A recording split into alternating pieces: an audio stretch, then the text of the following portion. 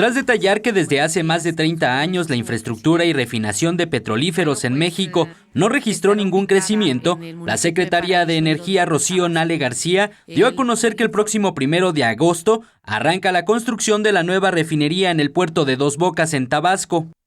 Tenemos ahí en Dos Bocas cercanía con los sistemas de distribución de los productos. Ahí no vamos a requerir desarrollar infraestructura externa para enviar productos hacia el Valle de México, es decir, ahí ya tenemos muelles, ya tenemos la terminal de petrolíferos más grande que tiene Petróleos Mexicanos.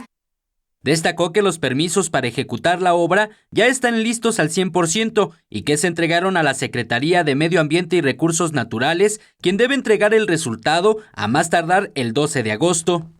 Cumplimos al 100%, se entregaron más de 5,000 hojas de estudio de MIA, todos los estudios que solicitan lo que es una manifestación de impacto ambiental para esta obra, todo se entregó.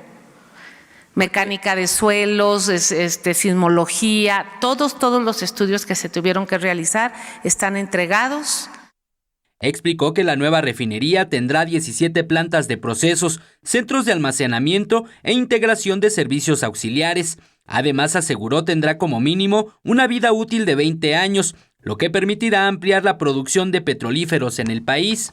Vamos a producir gasolina, diésel, propileno, gas licuado, coque y azufre.